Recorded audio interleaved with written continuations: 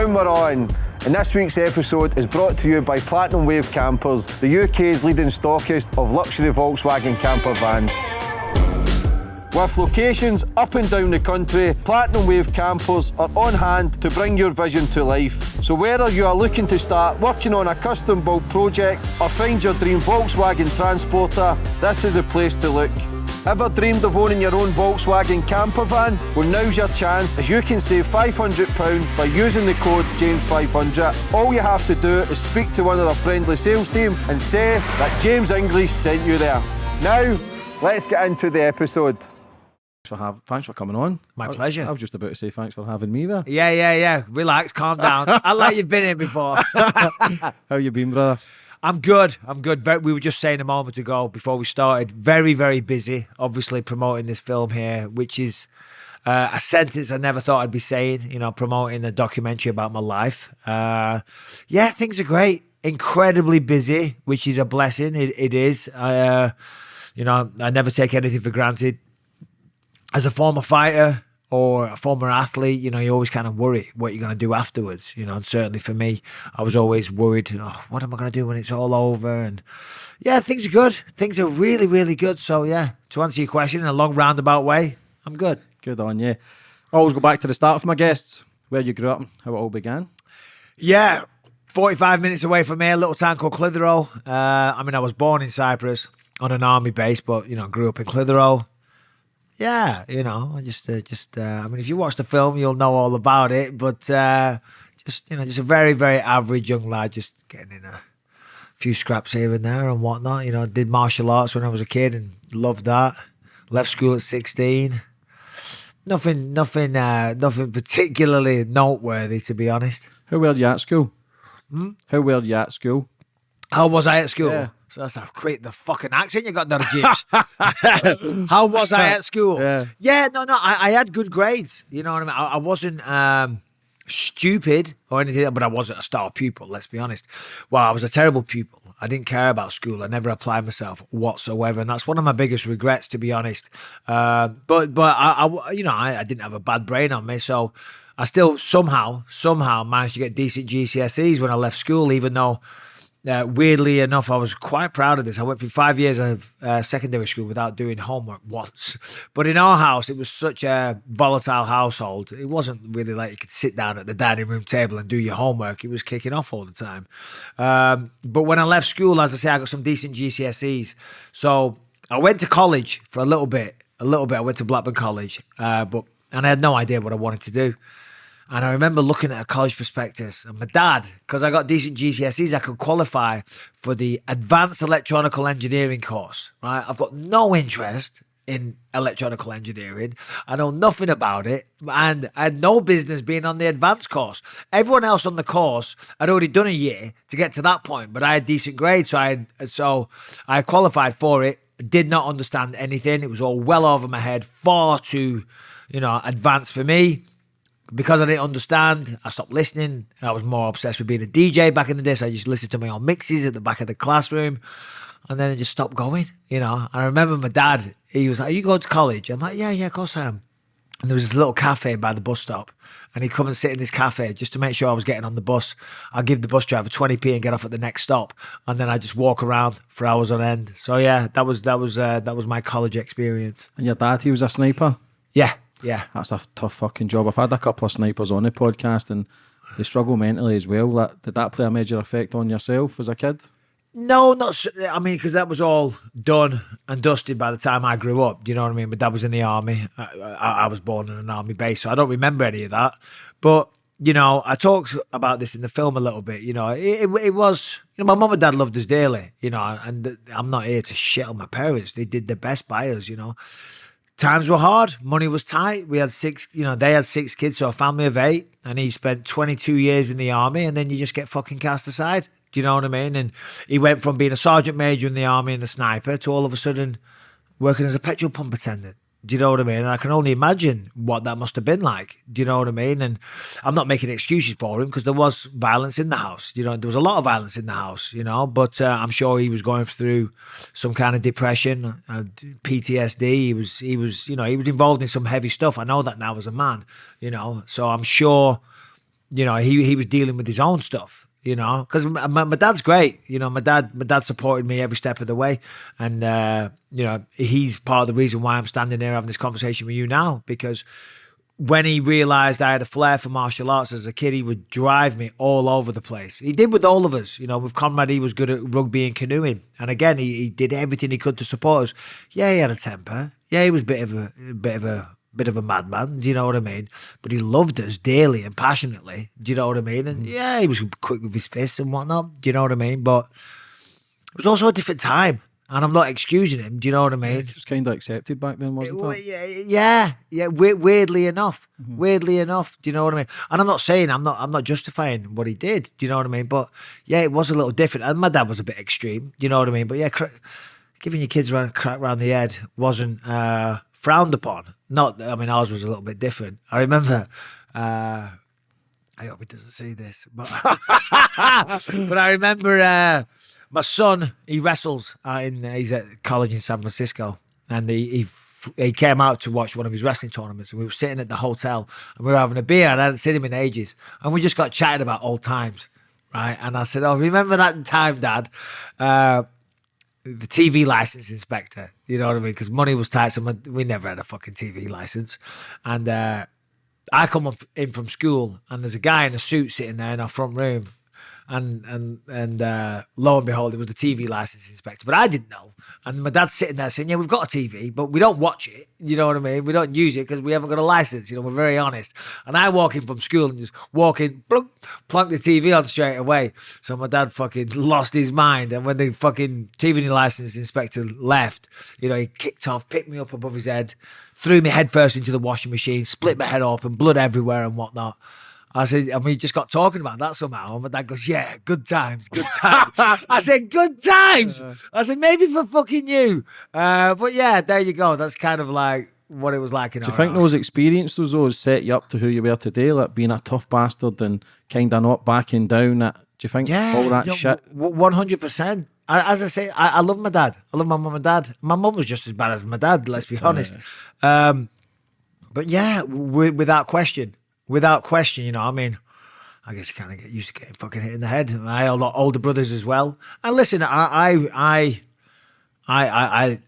you know, I was always getting in fights as well. But that's all I'd seen. Do you know what I mean? I'm not making excuses for it because I'm responsible for my own actions. But I thought it was kind of normal to get into a fight. I thought it was kind of normal to, you know, if you had a problem, to use your fists because that's what I saw in the house. Do you know what I mean? So obviously I was getting in a lot of fights and from there, you end up getting in trouble, you know what I mean? Trouble with the police and whatnot. But yeah, to answer your question, yeah, of course. But I always had a flair for martial arts as well. I was good at that and I loved it because I wasn't good at sports.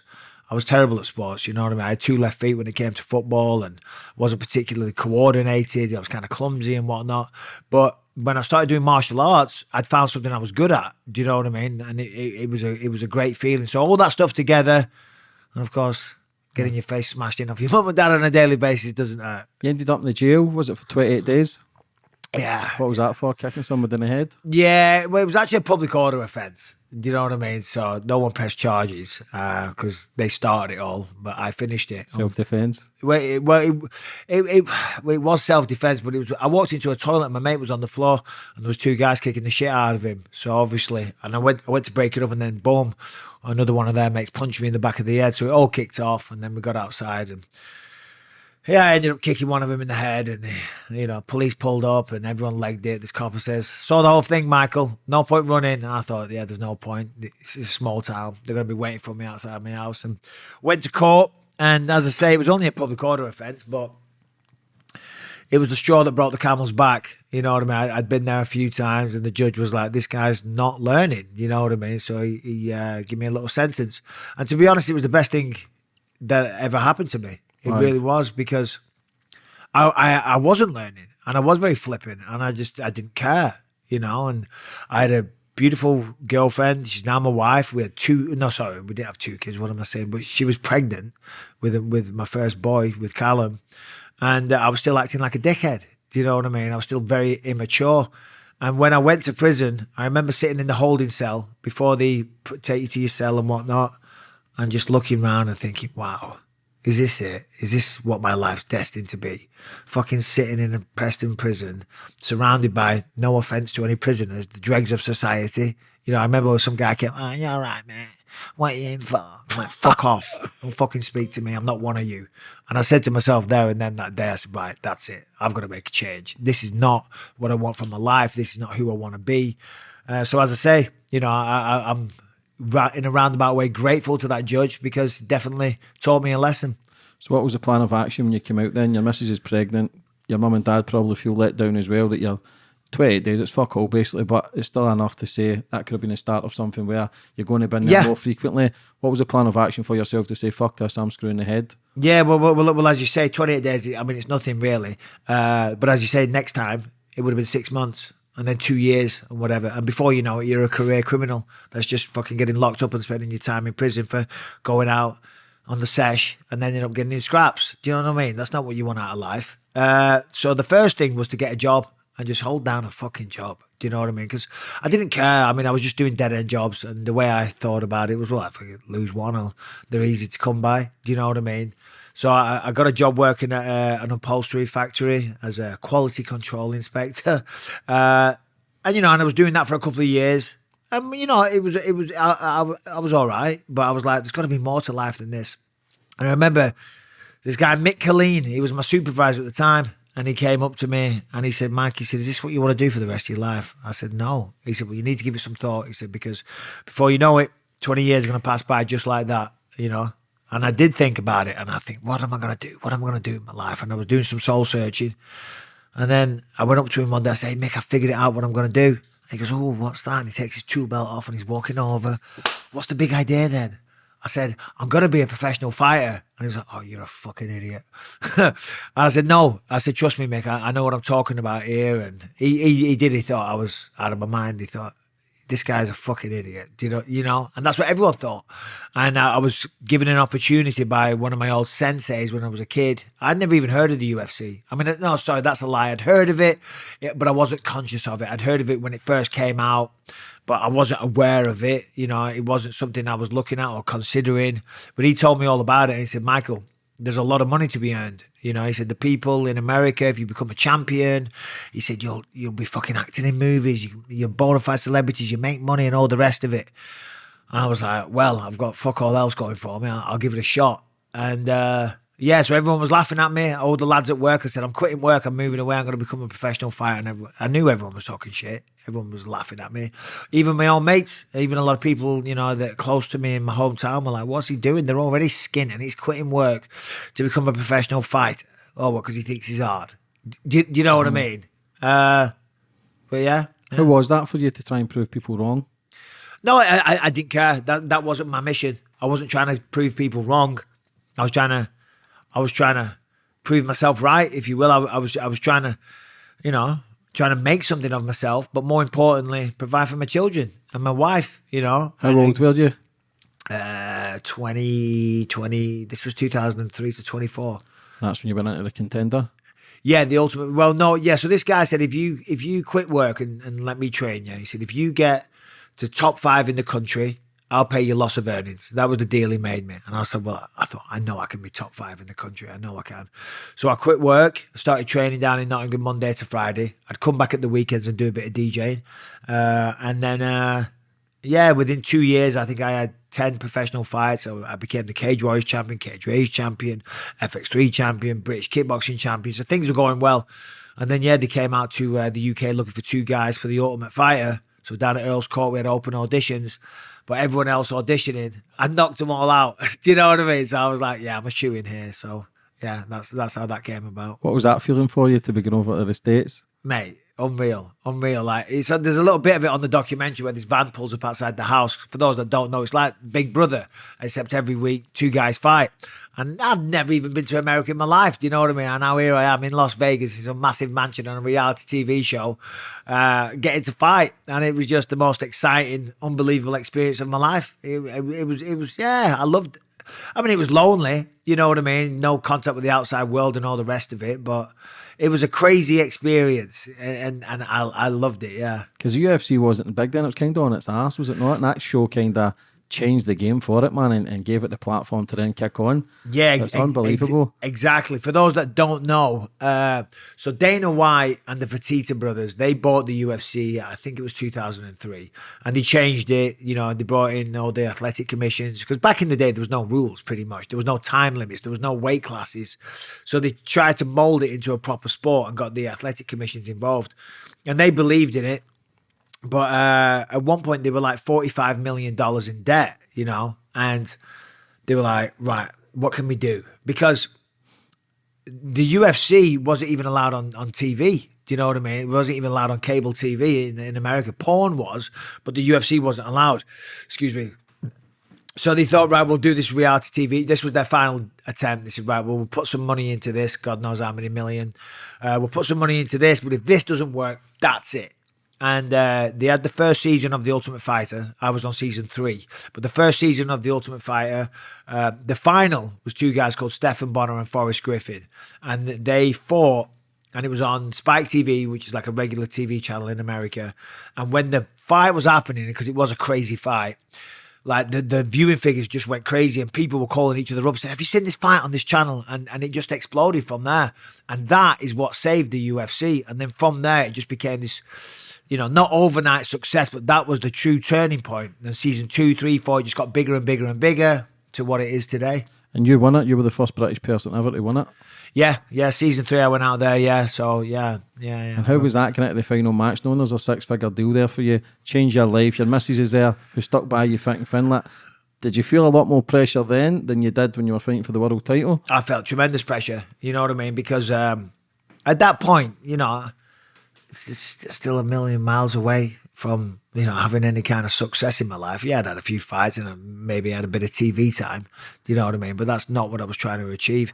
I remember when I was at the final in Las Vegas, and right before we started, I was like looking at the lights and stuff, and I was like fucking like I was gonna faint. And my coach at the time said, Michael, just remember, every training session that you've ever done all comes down to this moment. I'm like, fucking hell, leave off, mate. I said, you're not helping.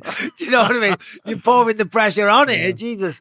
But yeah, no, it was it was a good time. And then when you won that, you got your deal. When you won your first, is it 6, 7 fights in the UFC? Yeah, something like that. Yeah, I had my first fight at the MGM Grand in Las Vegas, 2006. Then my first one in Manchester after that. Yeah, lost to Rashad Evans. There's his name on there. Contentious split decision, you know what I mean? It was a very, very close fight, but he got me. So after that, I moved down to middleweight, a little small for light heavyweight. Yeah. What was it like getting your first loss? Well, I mean, it's cliche to say, but you learn from your losses. You know, I mean, when you're winning fights, it's fantastic, but if anything, you might develop bad habits or whatever because you're getting away with it. You know, you're doing great. When I lost to Rashad, obviously, I went 15-0, you know, so I had a good run, but I was like, right, you got to do some, you know, you got to look at yourself, you got to analyze why you lost. And the first thing that stuck out was that I was too small for the weight class, because on the day of the weigh-ins, he was sitting in a sauna trying to dehydrate himself like 20 pounds. And I was sitting in a Chinese restaurant eating noodles and drinking 7-Up. And I said, well, I'm not making all the sacrifices I can do, I can make to be the best version of myself, am I? So, yeah, you know, I moved down to middleweight. And every time I lost, you know, you always, you know, you learn a little bit. You tweak this, you do that. You know, the diet was wrong. I overtrained. I was a little weak. I need to do more of this. My cardio wasn't good. You know what I mean? And it's a work in progress, you know. So that's why, you know, I won the belt late in my career. You know, I think I'm one of the oldest guys to do it, to become champ. But that's why, because you know, you learn as you go along. And for me, the main thing that I learned was about the mentality of it. You know, I mean, obviously, fighting's a very physical sport, but the mind controls everything. And I used to be an emotional wreck. Yeah, I still am in many ways. You know, my emotions were always all over the place. And if you go into a fight too emotional, too highly strung, angry, whatever, those kind of emotions only impact you negatively. How do you deal with that? Yeah, well, fortunately, I met a great coach, Jason Perillo, who's kind of like a mentor to me, and he was very patient. He just worked with me, and you know, like for example, I remember when I got the world title fight on 2 weeks' notice. I was doing this film, came from set. Sounds very lardy fucking da. I apologize. came from set and I went straight to the gym and I was training. I was doing jiu-jitsu with my jiu-jitsu coach, and he's very good. That's why he's my jiu-jitsu coach, and he was getting me a little bit, and I was like, fucking, I was stressed out because of the pressure. I want to do good. I wasn't stressing at him, but I was stressing at him, but he wasn't the reason. And anyway, Perillo says to me, he says, Mike, look, listen. He said, you're fighting for the world title in 2 weeks' time. He said, we think you're going to win. We're your coaches. He said, but you might not. You know, right? You might not win. He said, and if you don't win, this is it. This is the pinnacle of your career. You're in a great position. You're the main event. You fight for the world championship. You're on pay-per-view. Your face is on the poster. You're going to fight on TV all over the world. It's a great position to be in. Many people want to be in that position. He said, so how about we fucking enjoy it? He said, we can go through this next 2 weeks with you spazzing out and all being angry and we all arguing or whatever, or we can enjoy the process. It's up to you. You know, I was like, do you know what? You're absolutely right. My God. And just when you look at it from a different perspective, look at it through a different lens, it just changes your perspective on everything. And then from that day forward, we went, then like the pressure was kind of eradicated a little bit. I was like, all right, no, I am in a good position. This is incredible. This is fun. You know, I am a lucky man. Do you know what I mean? Mm-hmm. So that kind of changed everything. Vito Belfort? Yeah, no, I mean, yeah, he's well known for taking a lot of steroids. But I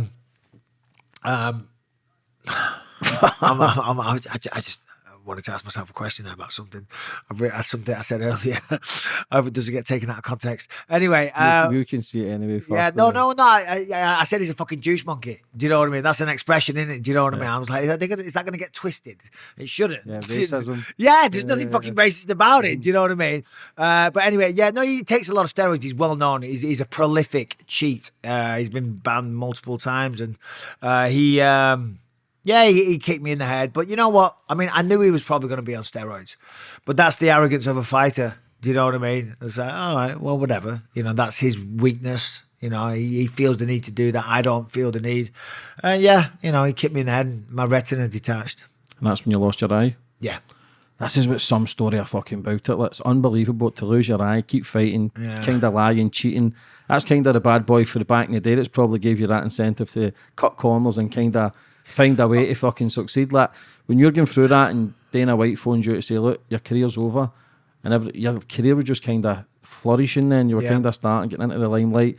Like, how was that feeling then when you think, did you know automatically, right, it's finished, or did you think, fuck this, like, it's not over? Yeah, no, I was just talking about this a second ago. When Dana called me, you know, he's wearing different hats because Dana's obviously the president of the UFC, but he's also been a really good friend to me over the years as well. I've got tremendous respect for him. So when he called me, he was calling me as the UFC and as my promoter to say, listen, you can't fight anymore. But he was also talking to me as a friend, saying, mate, your eyes fucked. You're never going to fight again. So for me, it was tough to take, you know, and I was fighting back the tears. I remember I was outside Target. I just nipped down with my wife. I think we were just buying some, whatever it was for the house, toilet roll or something. And you know, and then he's telling me that my career's over, and I was fighting back the tears, and I went to see the doctor and, you know, to get confirmation. And he was like, you need to have 2200 vision to be cleared to fight, which is still classed as clinically blind, but still, you know, it is a requirement.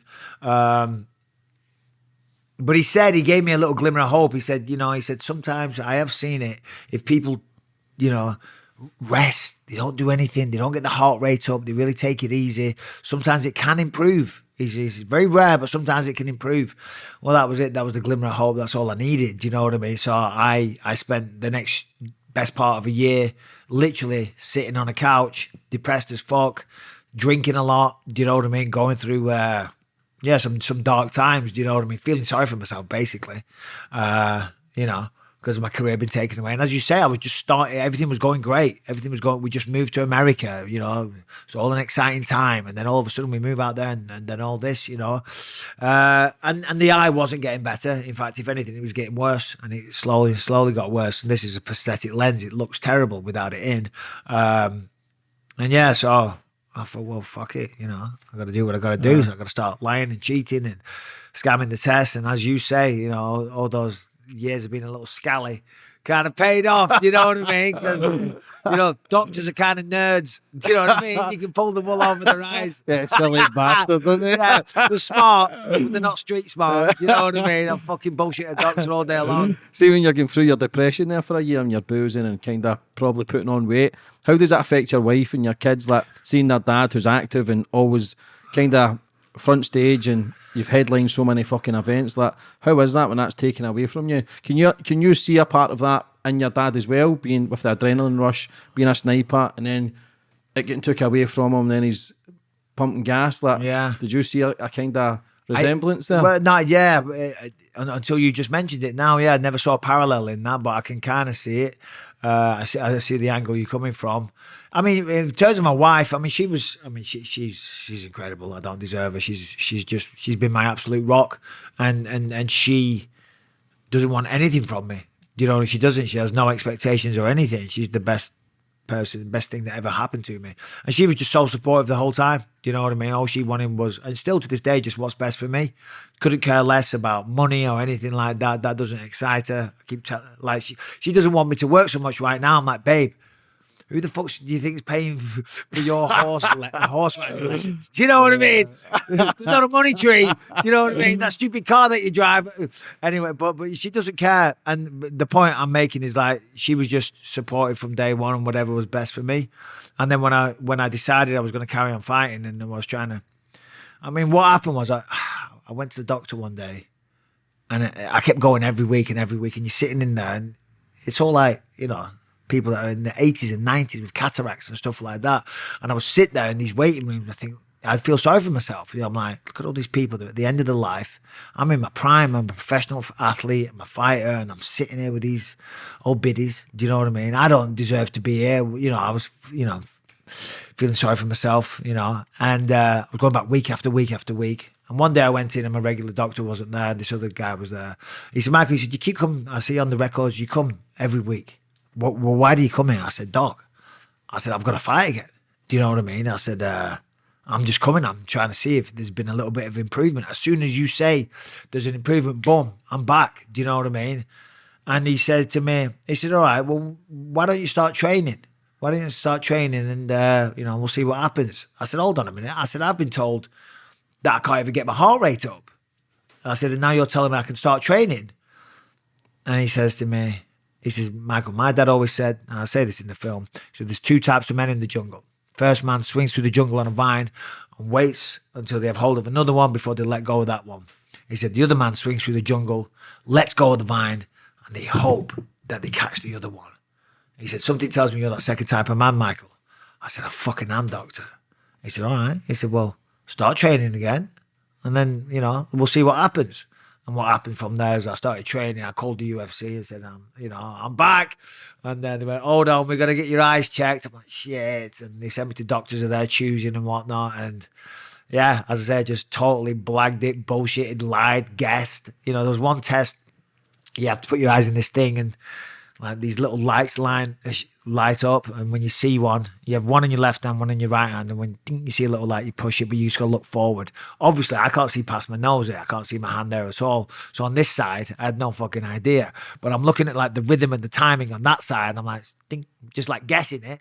Fucking passed. Do you know what I mean? And then like sometimes I just memorize the eye test. You know, I saw this sweet Indian doctor, and I went in. And of course, he doesn't know I'm trying to blag the test. He thinks I'm trying to check on my eyes like a normal person. Do you know what I mean? So he covers up, because I remember he walked this old guy, the patient that was there first. He walked him out to his car and he said, go sit down in my office, make yourself comfortable. And I thought, fucking jackpot. So I go in and there's the eye chart there. It was like an old fashioned one. It wasn't digital, excuse me. And all I got to know is the top letter, which is massive, and then the two bigger ones underneath it. I don't need to know the rest of them. I know that that's 2200 vision. Just got to know those top three letters. So I just memorize them, like C, D, E, spin it round, F, L, M, whatever. So I just memorize all three. And he covers up my bad eye first. And he says, right, what can you see? And I'm like, go down the whole list. And he doesn't spin it round or anything. And he covers up my other eyes. Like, right, what can you see? And this is where those couple of shitty acting lessons paid off. I'm like, C, D, E. I'm like, oh, it's getting a bit blurry now, Doc.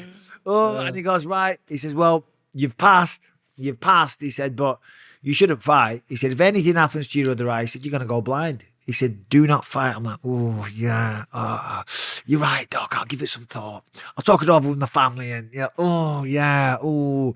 But then I walked out. I was like, fucking come on. Because I'd been licensed, you know. But it was just, that kind of scenario over and over and over again. The stress was crazy. Do you know what I mean? For me, the fighting was the easy part. The fighting was that was easy. Do you know what I mean? That was like, well, finally I made it. The hard part was getting to the fight. You know what I mean? And conning everyone and lying to everyone and bullshitting the whole time. Do you know what I mean? It was very stressful. How do you think your life would have been if you never got back fighting? Oh, well, at the time we just moved out to America and we just bought this big stupid house that we didn't need, you know. I had a lawsuit going on with a former manager that was total lies and bullshit. I'm happy to say that just got thrown out recently and he owes me a ton of money. But at the time, you know, lawsuits, you gotta fight them. Otherwise you lose. And it was total lies and it was totally made up and totally fabricated. So that was costing a lot of money. So to answer your question, if I hadn't have got back fighting, I don't know, I'd probably be back in Clitheroe now. You know, I don't know. I'd like to see maybe doing something better, but you know, probably just living a normal life. Having a job, I would have, you know, I had a little stint as a UFC fighter. Maybe I'd be training people, something like that, maybe. But at that time, I didn't have any of the opportunities that I have now, you know. And in many ways, I'm grateful for what happened with my eye because that I knew my fight career was on borrowed time. I knew that any moment the rug was going to be pulled from under my feet and they were going to say, hold on a minute, you can't fucking see, you can't fight. Do you know what I mean? So I was using my platform, for want of a better word, to open as many doors as I could. So I started doing a podcast, started doing pre and post fight shows, started doing weighing shows, started like trying to work on an acting career, trying to do anything I could whilst I had a little bit of an opportunity to do that. So then by the time I came to retire, I mean, I've already got bloody 20 odd different jobs that I do now. But that's a fucking good thing. Yeah. What was it like your first fight back with the one eye? Yeah, it was tough. I mean, I lost to Tim Kennedy. So, I mean, I went from being sitting on the couch for over a year, being well out of shape and, you know, unfit and overweight. I called the UFC and they said, oh, we can stick you on a fight card in 6 weeks. And yep, boom, let's do it. Do you know what I mean? So I went from doing nothing for a year to 6 weeks later fighting. I went to a decision, 5 rounds, and just got out wrestled. That was terrible. But it was an adjustment period. Like even now, like when I grab that, like the first few times I'll miss it. Do you know what I mean? Because I've got no depth perception. But I can see, you know, I can kind of judge it. But the first few times I miss. So in terms of fighting, obviously that's challenging. You know what I mean? Because I see in 2D.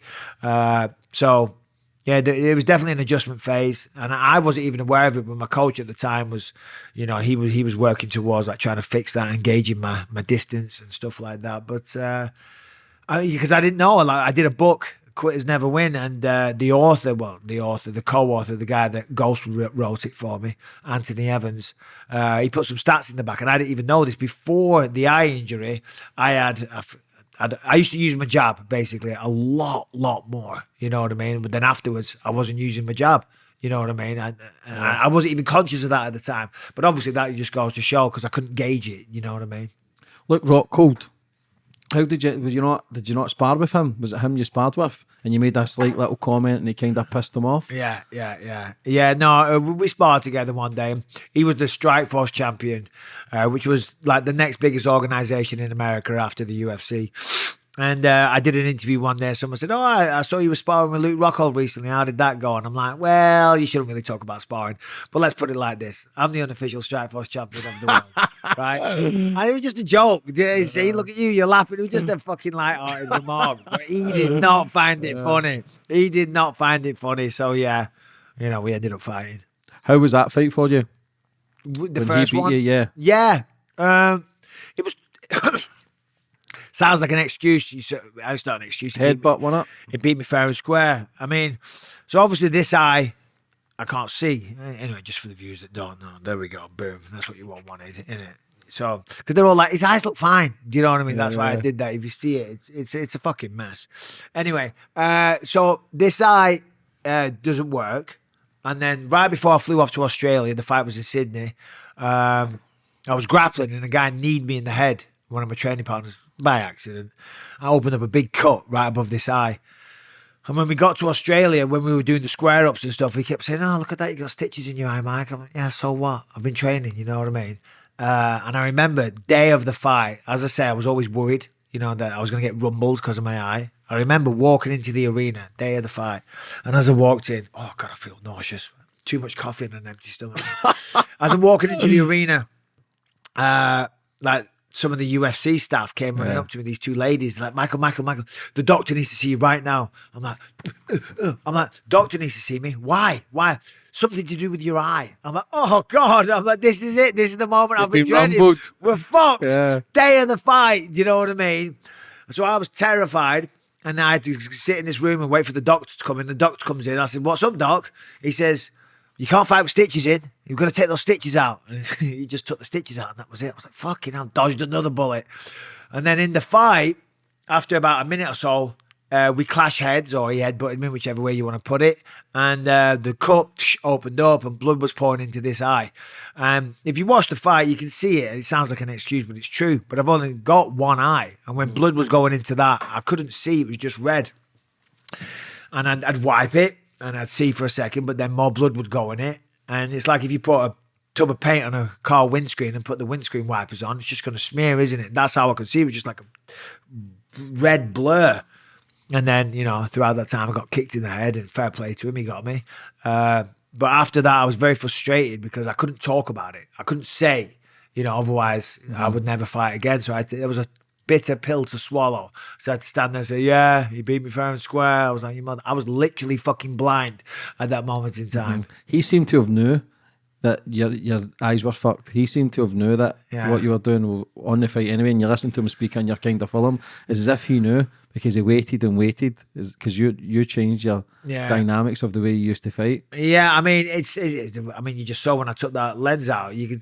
Do you think people knew? Oh, of course they did. Or was it? Of course they did. I mean, as I say, without the lens in, you can clearly tell. And I only got this a couple of years ago. You know what I mean? I didn't know these things existed. I actually went to the doctor. I wanted him to take my eyeball out and put a glass eye in because I was very self-conscious about the way it looked. Do you know what I mean? And every time I looked in the mirror, I just couldn't stand my reflection. So everyone knew about it. Do you know what I mean? And it was like the worst kept secret. And it was like, I don't know. I was still fighting though. Like even George St. Pierre, when I lost my belt, he even said on the microphone to Rogan afterwards, he said, yes, we know he cannot see out of this side, so the plan was the left hook. I was like, yeah, fair enough. hey, all fair in love and war. Exactly. When you got there, you kind of went on a win streak again. Did you ever feel that you'd always won a world title when you were growing that win streak, and then you had that Anderson Silva, was it? Yeah. Was a tough bastard in himself. Yeah. But did you feel that you were always going to win a world title?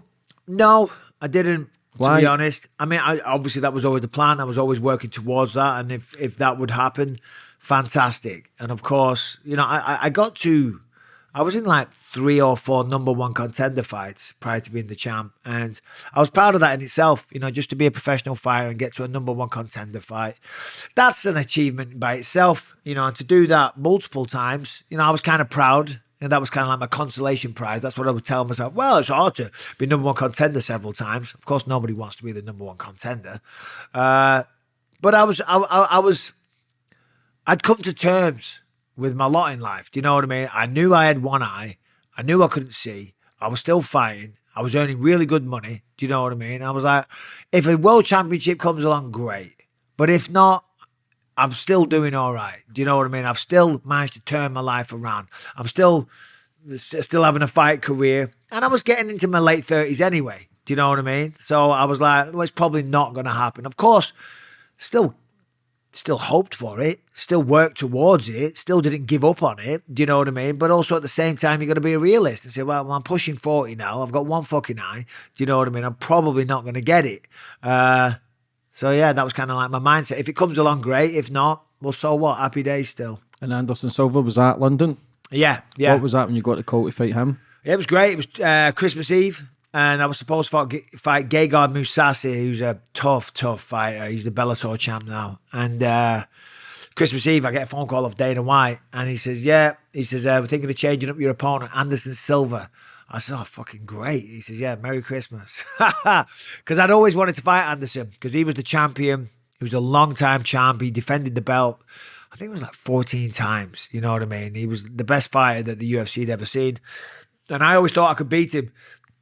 And he'd lost the belt. He'd been beaten by Chris Weidman. But not really, because he was dicking about. He was messing about and he got caught with the shot. That was all. But, I always wanted to fight him when he was the champ. Now he wasn't the champ, but still, for me, that was my world title fight. I was like, right, okay, well, it doesn't get much bigger than this. Fighting at the O2 Arena, sold out crowd, Anderson Silva, still the greatest of all time.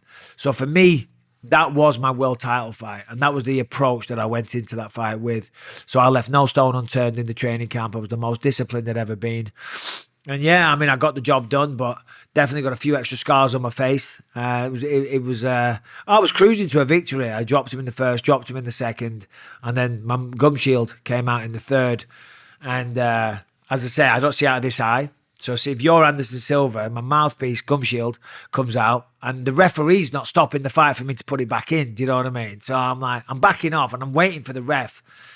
And in the end, I turn, I go, ref, and I point at my mouthpiece. But see, when I turn there, I can't see you now. You don't exist. Like, my hand doesn't exist there. And then when I turned back, he was in midair, and he flying kneed me right in the face.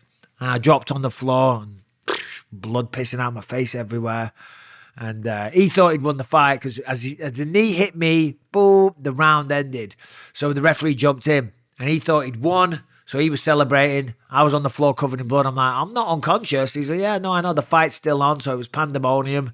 But rounds 4 and 5 pulled it back. That really set you off, though, as Michael Bisping as being a fucking absolute warrior in the cage. Like, people knew you then. I was no doubt all the fights beforehand, but that was the one that really cemented you as an absolute lunatic. Like, your eyes were fucked, to be honest. Like, it was so out. Like, after you won that, did you then think that, okay, I've got a fucking chance here, or I've been the best in the world? Or were you just happy, or was that your world title fight? You accepted that? Yeah, it was funny. Ariel Helwani, he's a big journalist in the MMA world.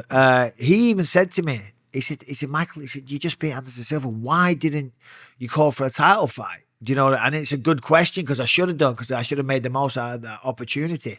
But yeah, I just think I was just overcome with emotion. Do you know what I mean? I couldn't think past the next part. I was even crying on the microphone. It meant a lot to me, that fight. Do you know what I mean? It was like a lifelong ambition. It was something I always worked towards. So at that moment in time, with blood, I had about bloody 30 stitches in my face. Do you know what I mean? Cuts here, cuts there, all over the place. And I was just living in that moment. Do you know what I mean? After that, I was very lucky. I went for an audition. I got a part in a Vin Diesel movie, Triple X, with Turner Xander Cage, and that was mind-blowing for me that I got that part. So I'm up in Toronto. I'm filming a movie, you know what I mean? Like a legit blockbuster fucking Hollywood movie, do you know what I mean? I'm like, well, this is all right, isn't it? That's easier. This is all right. And then, and then we talked about it before. I got an opportunity to fight for the belt at the last minute. How was that feeling for you? It was mixed emotions, because I always wanted to fight for the belt. But then I remember when I found out, because I asked to do it, and I didn't think I was going to get the opportunity. And the night before, went to a basketball game, had a few beers and whatnot, and I woke up a bit ropey in the morning. I was like, oh, fucking hell. Oh, God, right, I better go to the gym. I've got to be on set later. I'm hungover like a dickhead. Do you know what I mean? All right, so I'm going to go to the sauna. I'm going to sweat it all out. I'll be good by tonight. And as I walked in the gym, that's when I found out. So I was freaking out. I thought I get on the scale. I'm 30 pounds over the weight limit that I needed to be. So over 2 stone. I'm like, shit, me and my mouth. I got myself in the right situation here. So then I run out the gym, and I'm running through the streets of Toronto, and I'm like, I'm just going to run. I've got to get in shape. I've got to lose some weight. And as I'm running, I start having all these negative thoughts. I'm thinking, this is just typical, isn't it? I've wanted a world title fight my entire life, and now I get it on 2 weeks' notice. I haven't been near a gym in 3 months. It's to a guy that's already fucking beaten me, and I've still got to finish filming a movie, and the fight's in 2 weeks, and I'm 30 pounds overweight. Do you know what I mean? I'm like, this is just typical, because what's going to happen is I'm going to get beat in the fight, and then people are going to say, oh, he was never that good anyway. Do you know what I mean? Nah, he was never destined for that. So I was like having many negative thoughts, and then Jason Perillo, my coach, called me up. He said, fucking hell, Mike, I've heard the news. So we were talking, and I was telling him about, my insecurities.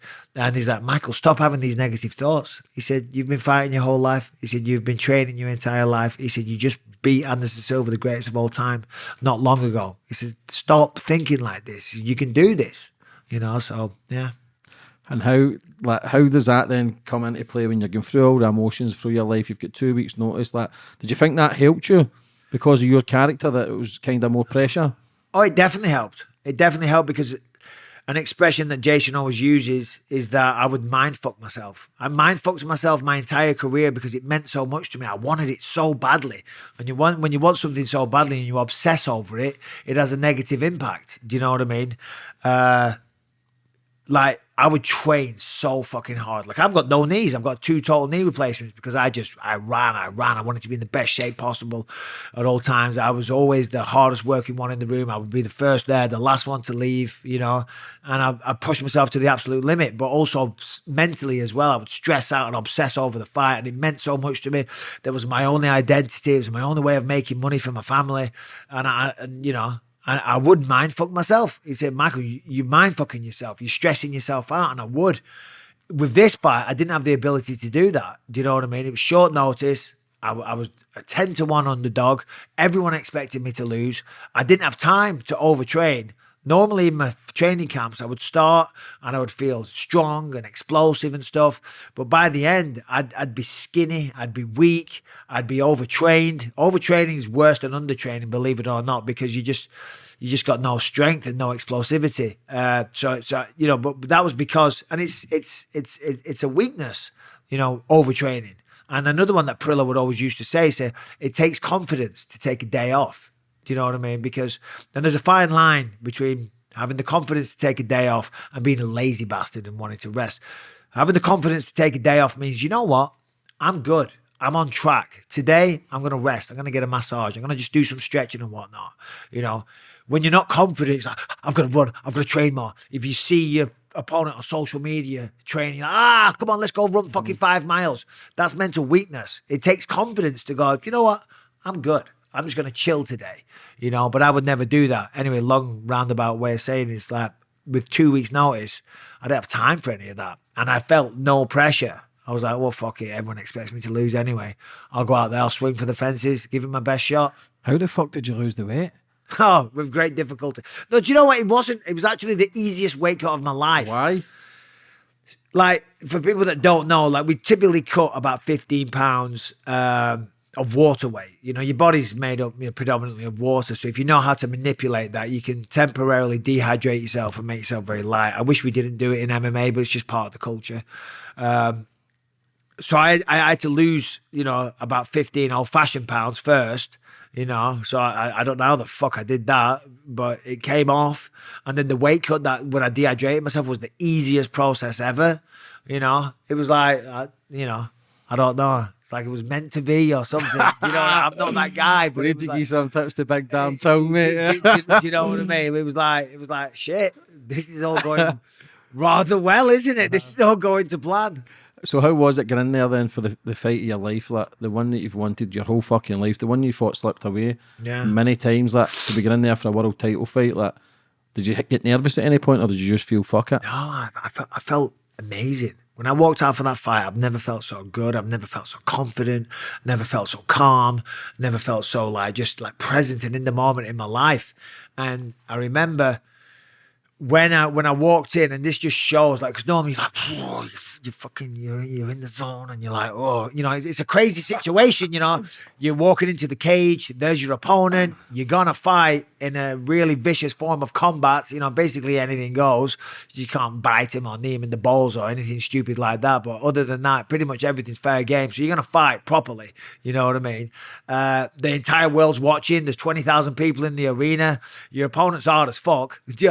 You might be hard as fuck, but your opponent's hard as fuck as well. There's a reason he's there, do you know what I mean? And it's all posturing, do you know what I mean? You're like trying to pretend, you know, that you're not scared, do you know what I mean? And he's probably thinking the same thing, but inside you're like, fucking, what am I doing here? Why do I do this again?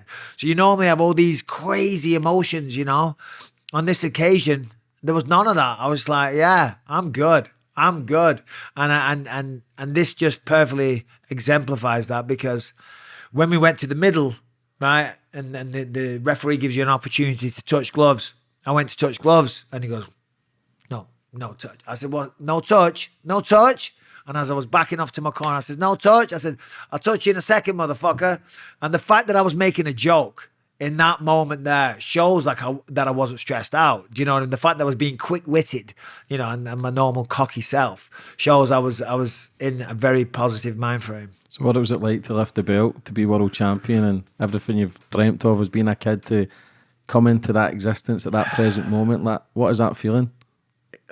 It's hard to put into words, you know. I mean, for me, you know, and I go into this in the film, it's that was my only identity. Do you know what I mean? And it's something that I've held so close to my heart, which is bizarre. It's stupid. I know it is. I know it's a personality flaw. And when I was younger, I was always fighting, but that's all I was good at. Do you know what I mean? And I wasn't popular. I didn't have any friends. Do you know what I mean?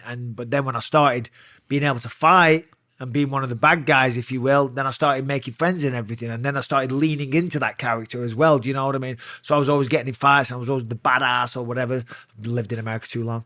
But you know what I mean? And I was like, that kind of became my identity. And that's all I cared about. And if anyone, when I was younger, thought they could beat me in a fight, well then fuck it, we're going to find out, aren't we? We'll meet tonight in the park, 6:30, let's go. Think you're fucking hard? Come on then. And I was always doing that. You know, someone in another town, cock of another school, I said, well, let's meet up then, let's figure this out.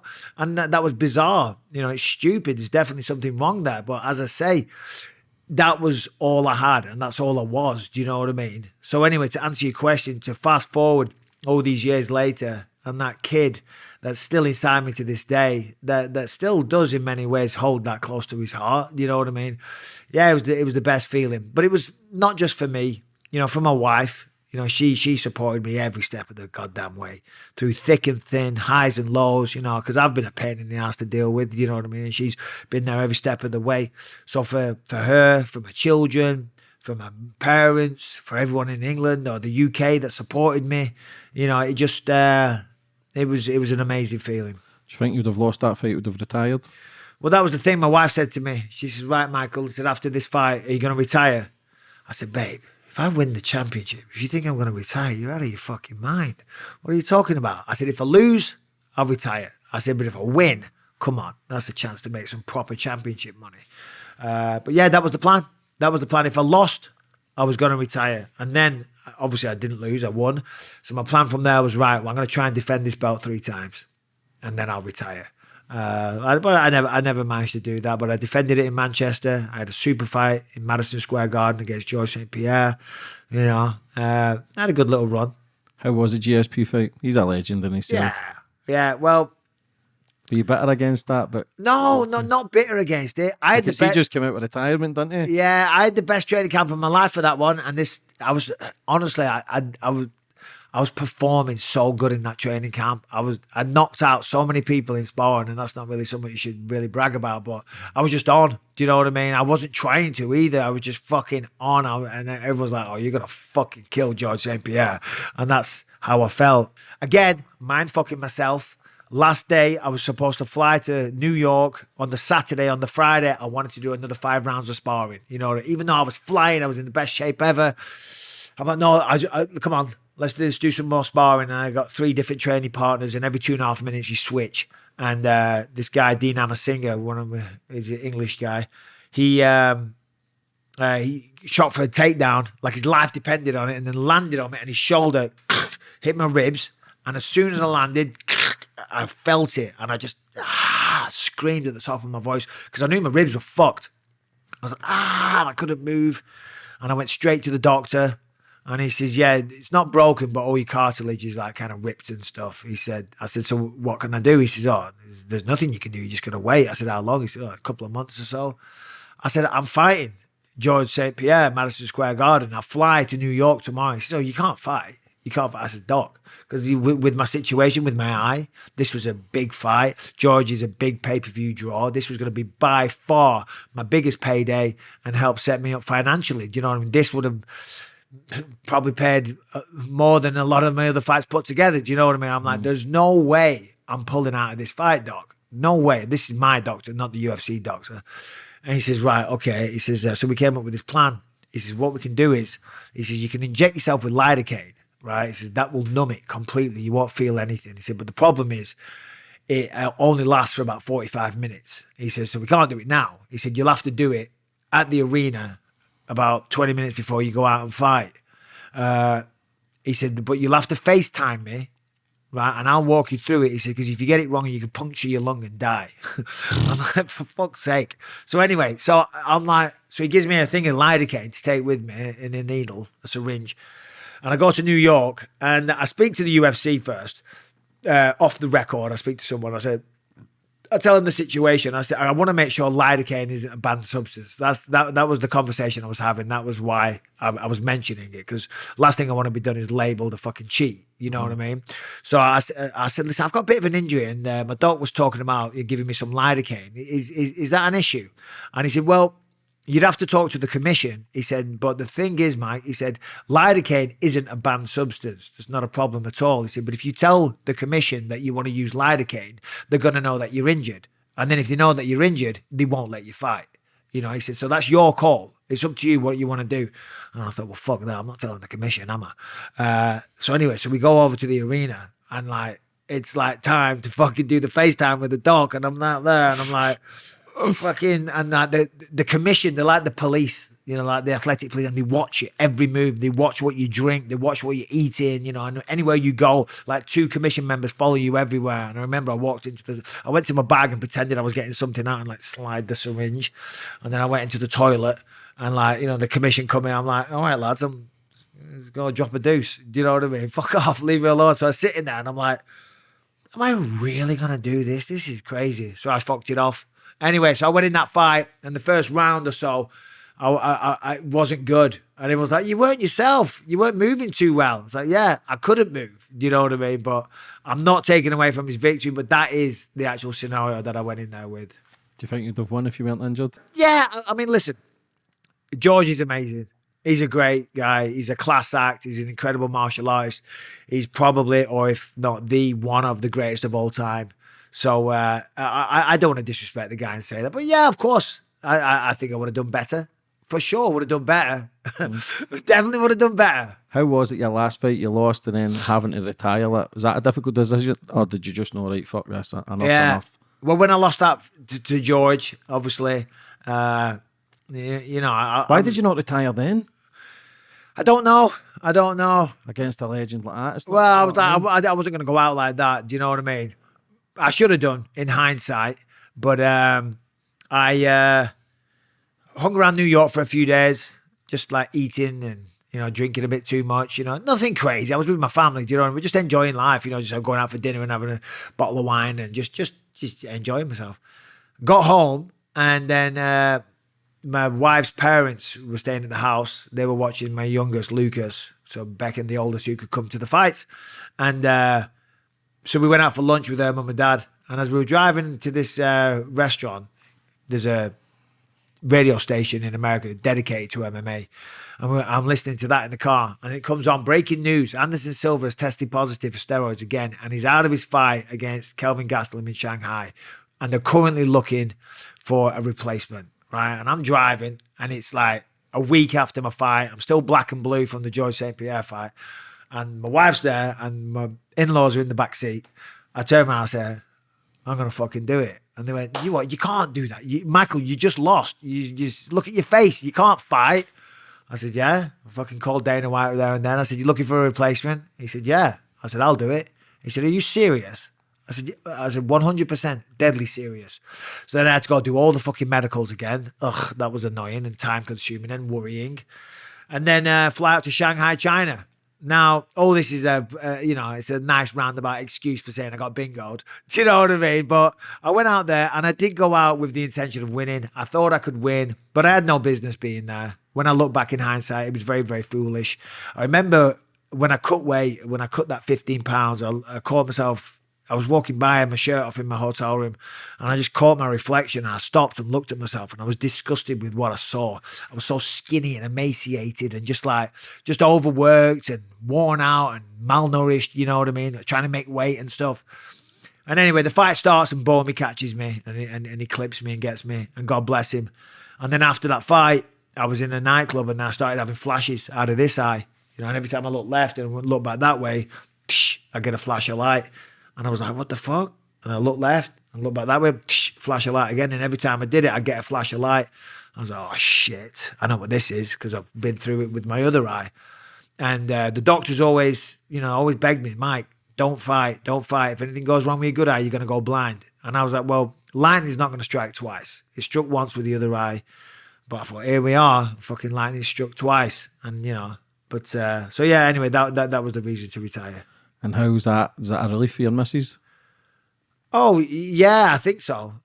Yeah, I mean, yeah, like now I'm so slammed. I'm so busy. It's mental. She's always telling me not to work, as I said before. I'm like, you don't understand. Someone has to pay the bills around here. Do you know what I mean? So yeah, when I retired, yeah, it was definitely a relief. I mean, she supported me the entire way. But for a man who can fight like fuck, who's known as being a nutcase, that you seem to draw a lot of fucking madness as well. Did you not get a gun put to your head? Oh yeah, in South Africa. In South Africa, yeah. I was shooting a TV show called Warrior, and we'd been out on a Friday. We had the weekend off, been out on a Friday night and had a few beers. And come back, I'm getting an Uber back to my hotel.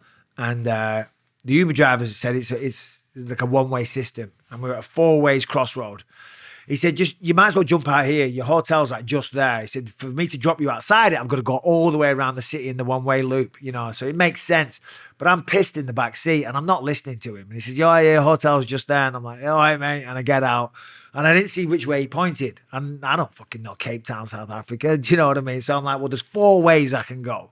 So fuck it, I'll try this one. So I'm walking down there about a couple of 100 yards. I'm like, nah, this ain't right. This doesn't look familiar. So then I walk back.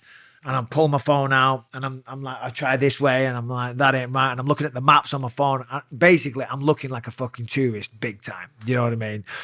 And all of a sudden, a lot of homeless people start coming out the shadows. There's a big problem with that there. And then I get surrounded by about 8 or 9 guys, all like homeless guys. And, they're going... they were asking for money and stuff, but they were talking to him. Like, he doesn't know where he's going. Hey, look at him. And I'm like, hold on, fuck off, you lot. But they weren't being too bad. They weren't being overly aggressive, but they wanted money. I'm like, leave me alone. You know what I mean? But it was a little intimidating, but it wasn't too bad. I could handle it. Do you know what I mean?